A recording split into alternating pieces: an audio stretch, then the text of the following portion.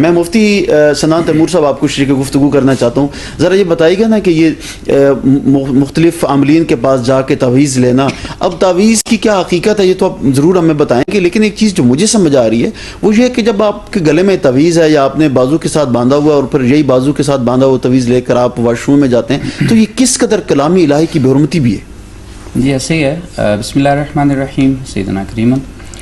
میں اگر سٹارٹنگ سے تھوڑی سی بات پیچھے لے کے چلوں تاکہ اس کو سمجھ سکیں. ہم قرآن و حدیث کو مانتے ہیں، ہم اسے انکار نہیں کر سکتے. ایسے ہی ہے. اور اللہ نے مخلوق ایک نور سے بنائی جس کو فرشتے کہتے ہیں، ایک آگ سے بنائی جس کو جنات کہتے ہیں، اور ایک مٹی سے بنائی جس کو انسان کہتے ہیں. اور انسان کا جو جسم ہے وہ دو چیزوں سے مرکب ہے، ایک مٹی ہے اور ایک روح ہے. مٹی کی جو بیماری ہے اس کو مٹی سے علاج کیا جا سکتا ہے، روح کا علاج روحانیت کے ساتھ ہوتا ہے. ٹھیک ہوگی بات؟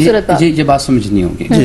پھر ہم چلتے ہیں قرآن و حدیث میں کہ آیا جنات کا اثرات ہوتے ہیں یا نہیں ہوتے. تو المعجم الکبیر للطبرانی کتاب ہے، اس کے اندر ام ابان رضی اللہ تعالی عنہا فرماتی ہیں کہ میرے دادا جان جو تھے وہ اپنے ایک بھتیجے کو نا محبوب کریم صلی اللہ علیہ وسلم کی بارگاہ اقدس میں لے کے گئے. تو ان کے ساتھ ایک ایسا ہی چیز ان کے ساتھ چمٹی ہوئی تھی، ان کے ساتھ ان کے بھتیجے کے ساتھ. محبوب کے پاس گئے تو انہوں نے عرض کی کہ یا رسول اللہ صلی اللہ علیہ وسلم انہیں دم فرمائیے، دعا فرمائیے، دم فرمائیے. محبوب فرمایا میرے قریب آ جاؤ. وہ قریب آئے تو آپ نے فرمایا منہ ادھر موڑ لو. منہ ادھر موڑا. پھر آپ نے پیچھے سے کپڑا پکڑ کے اس کو مارنا ہلکا ہلکا شروع کر دیا اور آپ نے فرمایا کہ نکل جا اے دشمن خدا، نکل جا اے دشمن خدا. اس کے اندر وہ چیز موجود تھی. تو ام ابان فرماتی ہیں کہ ہمارے دادا فرماتے ہیں تھوڑی دیر بعد وہ ٹھیک ہوگی. اب یہ چیز ہم انکار نہیں کر سکتے کیونکہ یہ حدیث سے ثابت ہوتی ہے. ٹھیک ہے کہ بات. کچھ چیزیں وہ جو اننونلی ہم نے دیکھی نہیں ہوتی لیکن we have to accept that, ہمیں ایکسیپٹ کرنی پڑتی ہیں. لائک بیکٹیریاز جیسے آپ نے اسٹارٹنگ میں یہ بات کی تھی.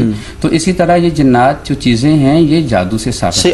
یہ چیز نظر نہیں آتی لیکن انسان کی ظاہری آنکھ ان کو نہیں دیکھ سکتی. قرآن میں چیز لیکن ان کی حقیقت سے انکار نہیں کر سکتے. میں اس سے ایک اور چیز بھی کوٹ کر دیتا ہوں. بخاری شریف کے اندر بھی چیز موجود ہے کہ محبوب کریم صلی اللہ علیہ وسلم کے اوپر بھی یہ جادو ہوا تھا اور کچھ وقت کے لیے ان پر اثرات ہوئے تھے.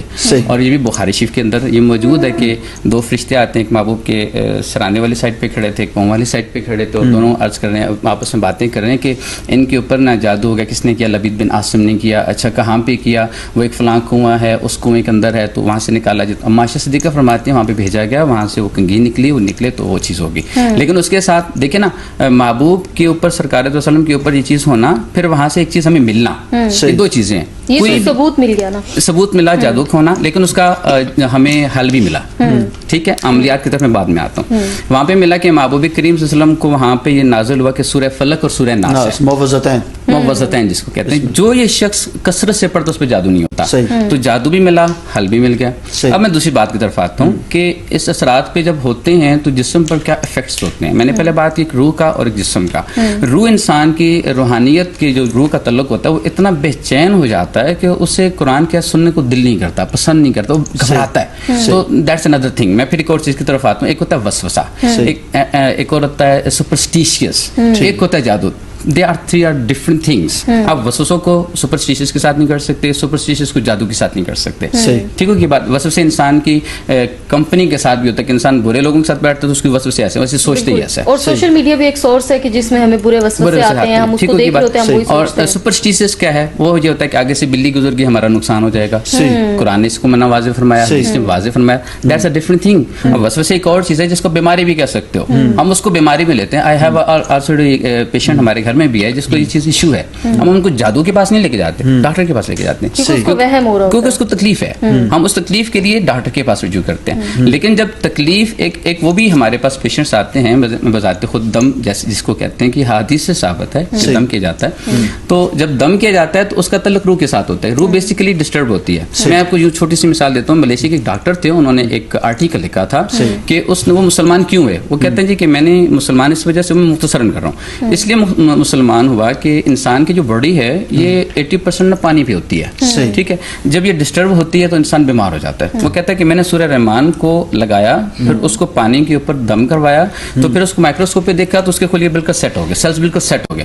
اس مجھے سمجھ آیا کہ یہ دم جو ہے کتنا اثر کرتا ہے. سبحان اللہ. Am right. تو یہاں سے پھر آگے جب چلتے ہیں تو سپرسٹیشن ایک اور چیز ہے، جادو ایک اور چیز ہوتی ہے. جب جادو ہوتا ہے تو انسان کے جسم ٹوٹنے لگ پڑتا ہے. وہ میڈیکل وجہ سے ایک بات ہو جاتی کر رہے تھے، بہت خوبصورت بات تھی. میں اس بات کو کو پسند میں نہیں کیا کہ آنکھوں سے وہ نکالتے ہیں سوئیاں نکالتے ہیں یہ چیزیں نکالتے ہیں یہ فراڈ ہے صحیح جسم کے اندر وہ نئی چیزیں ہوتی صحیح یہ جسم بیمار ہوتا ہے ہڈیوں میں درد ہے میڈیکل ایشوز میں نہیں آ رہا میڈیکل ایشوز میں ڈاکٹر اس کو پین کلر دے دیں گے یعنی کہ جو روحانی بیماریاں ہیں وہ ان کو ہم میڈیکلی پوائنٹ آف ویو سے ڈائگنوز نہیں کر سکتے صحیح بات ایک بندہ کو بالکل کلیئر ہے یعنی کہ اگر ایک شخص اس کو اگر کوئی بھی روحانی بیماری ہے تو اس کا سی ٹی اسکین بھی نارمل آئے گا اس کے MRI بھی نارمل آئیں گے انسان کی باڈی پہ افیکٹس بھی تو ہوتے ہیں نا تو اس کی باڈی کے افیکٹ یہ ہوتے ہیں کہ انسان سب کچھ ہونے کے باوجود اس کے جسم میں درد رہے گا اس کا جسم ٹوٹ رہا ہوگا بظاہر کچھ بھی نہیں ہے وہ پیناڈول بھی لے رہا ہوگا سب چیزیں لے رہا ہوگا لیکن کوئی فرق نہیں پڑ رہا ہوگا جیسے وہ دم کروائے گا اور جب جو دم کرنے والا ہوتا ہے اس کو فیل کیسے ہوتا ہے اس کو فیل ایسے دم کروانے کی آپ نے بات کی میں اسی کی طرف آ رہا ہوں میں اگر دم کرنے کی بات کر لوں تو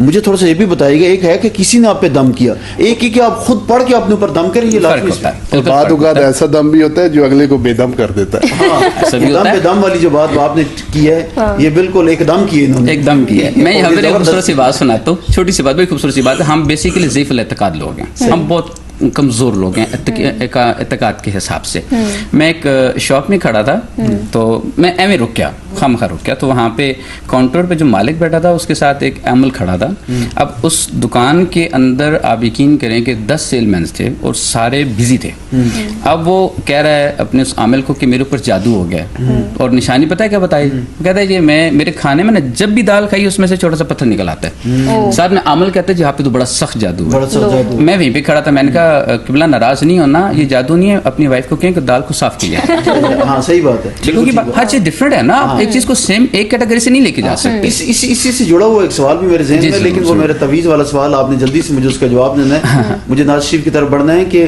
ہمارے یہاں بہت سارے ایسے بدنیت لوگ گھروں میں بیٹھے نا ان کو کہا جائے نا آپ کام کیوں نہیں کرتے وہ کہتے ہیں ہم پر رزق کی کاروبار کی بندش ہو چکی ہے اور ہم کوئی بھی کام کرتے ہیں اس میں ہمیں نقصان ہوتا ہے تو یہ جو جادو اور جنات کے ساتھ جو بدنیتی ہے نا میں چاہتا ہوں اس میں بھی تھوڑی سی گفتگو لازمی آپ کریں میں اس پہ بھی کر دیتا ہوں ایک وہ شخص ہے جو ریگولرلی محنتی ہے وہ محنت کرتے کرتے یکدم سٹاپ ہو جاتا ہے اس کو کوئی کام نہیں کرنے کا دل کرتا یہ ایک اور چیز ہے ایک وہ شخص ہے جو کام ہی نہیں کرتا یہ ایک اور چیز ہے جو کام نہیں کرتا اس کو نفسیاتی مسئلہ ہے اس کی کمپنی ایسی ہے کہ کہتے ہیں ٹھیک ہے جی ہم بیٹھے ہیں کھاتے ہیں وہ کہتے ہیں جی میرے اوپر جادو ہے یہ نفسیاتی رولا ہے ٹھیک ہے اور جو شخص محنت کر رہا ہے ریگولرلی وہ بہت کامیاب جا رہا ہے تو آپ کو پتہ ہے کہ ہمارے آس پاس حاسد بہت لوگ بالکل ایسے ہی ہے آس پاس حاسد بہت لوگ حسد کرنے والے لوگ ہوتے ہیں اور ہمارے گھروں میں موسٹلی لیڈیز کی بات ہوئی کہ لیڈیز اس میں کیوں آتی ہیں کہ لیڈیز کے اندر حسد زیادہ ہے وہ دیکھتے ہیں کہ فلاں کے بچے اتنے اچھے اسکول میں پڑھ رہے ہیں فلاں اتنا اچھا لباس پہن رہے ہیں فلاں کتنے گھر میں سب کچھ ہے ہمارے گھر میں نہیں ہے اب ان سے یہ تو نہیں ہوتا کہ اللہ سے یہ دعا کے مانگیں کہ مولا انہیں دیا تو ہمیں بھی دے وہ الٹا کام کرتے ہیں کہ ایسے عملوں کے پاس جاتے ہیں عمل بیٹھے ہوئے وہ الٹا کام کر کے ان کے لیے مسائل پتہ کریں گے تو یہ اور چیز ہے حسد جو ہے یہ تباہ کر دیتا ہے یہ اس غریب کے ساتھ ہی بیچارے کے ساتھ ہوتا ہے جو مزدوری کر رہا ہے اس نے بھی اپنی ریڑھی کے پیچھے لکھا ہوتا ہے محنت کر حسد نہ کر ایک اور ہمارے ساتھ ہے السلام علیکم السلام علیکم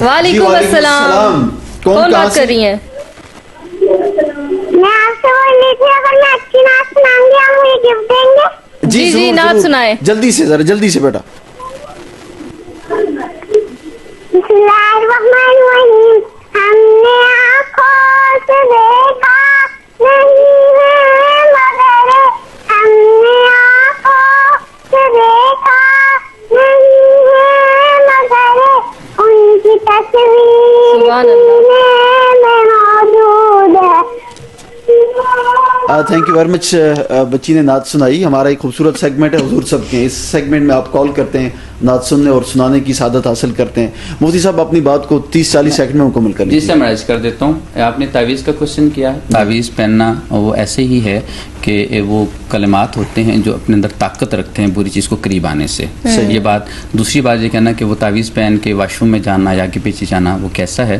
تو انسان کے سینے کے اندر بھی قرآن موجود ہے اور وہ جو قرآن کی آیات ہوتی ہیں وہ کسی کپڑے کے اندر لپٹی بھی ہوتی ہے اس طرح کوئی حرج نہیں ہوتا قرآن سینے میں بھی تو موجود ہے ہم سینہ باہر رکھے نہیں جا سکتے تو اس طریقے سے جا سکتے ہیں کوئی حرج نہیں ہے اور تعویذ کا ملنا یہ حدیث سے ثابت ہے لیکن ایک بات آپ کو بھی پتہ ہے کہ لوگوں نے صرف گلے میں نہیں باندھے ہوتے کچھ نے ناف کے اوپر بھی باندھے ہوتے وہ غلط ہے ایک اور بات واضح کرتا چلا جاؤں تعویذ پہننا یہ ضعیف الاعتقاد لوگوں کا طریقہ ہے صحیح جو مومن ہے وہ قرآن خود پڑھتا ہے خود اس پہ عمل کرتا ہے اس کے جسم کے اوپر اثرات آتے ہیں وہ فٹ رہتا ہے بڑی خوبصورت بات آپ نے کہ آگے بڑھتے ہیں اور